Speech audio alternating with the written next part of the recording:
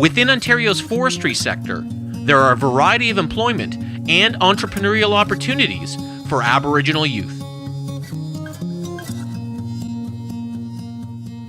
We definitely need more young people interested in forestry. There's a lack of First Nations foresters, so we're hoping that they'll get interest as they get jobs like what they're doing today. They're doing some thinning today, and hopefully that will inspire them to pursue jobs in the future in that area. I think that Aboriginal youth, like a lot of other youth, have been alienated from the land and are not spending as much time on the land as they used to. So doing forestry work hopefully gets people back out on the land.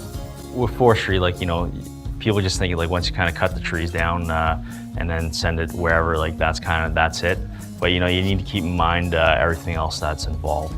The guy operating, driving the truck with the wood on it, the guy operating the feller buncher that cuts the wood, the chipper crew, the skidder drivers, the slasher, the limber operators, all those guys are getting a benefit. They get good employment so they can provide for their families. I think their opportunities are limitless, really. We're looking to build capacity of our community members to eventually take over to be registered foresters, to be our operational forester, silviculture forester, or technician, compliance officers. There's contract work available to manage or deliver the services of slash burning. Not just being a tree planter or the thinner, but maybe even owning their own business to fulfill those contracts for the forest management companies. I think it's important now because the forestry rebounded. We have a growing youth population. We have a lot of people that are under 24, and it's an opportunity to gain employment and to make a living for their up and coming families.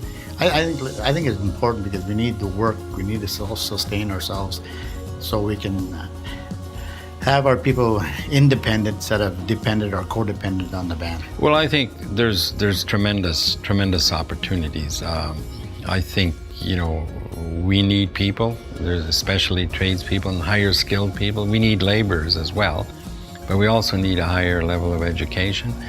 And right now we're short probably 15, 20 people, and you're not going to get people from big city.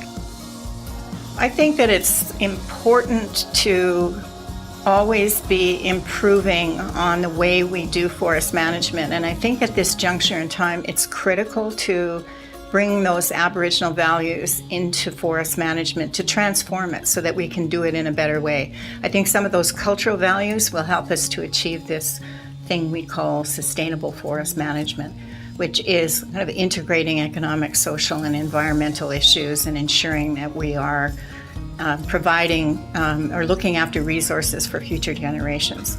And I think that those Aboriginal values are very closely aligned with the concept of sustainable forest management. And so bringing cultural values in can change the face of forest management and the way we do it.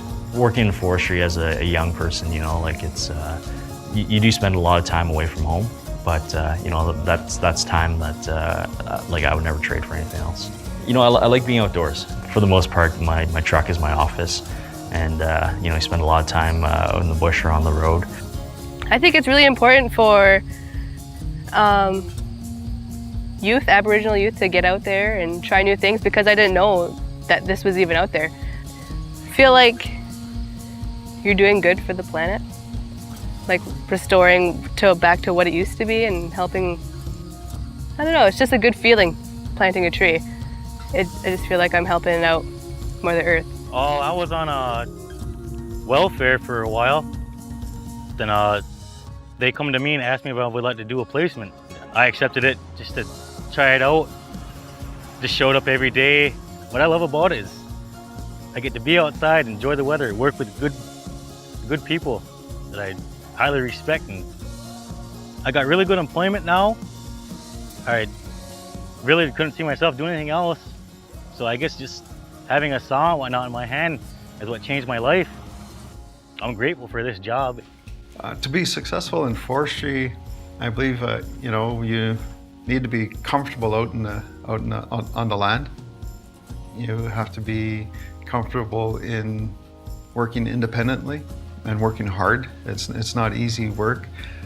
Yeah, just a willingness to even learn. Because technology is constantly changing, and so that's going to impact the type of job that they're doing as well. I think it's very vitally important that we look after the earth and the trees and everything that makes nature what it is. When you look at the Aboriginal perspective, land is there to use, but people have to be responsible for it no matter what they're doing on the landscape. And I think it's important to bring that perspective in, and we might find new ways of better stewarding our lands if we were listening to the Aboriginal perspective.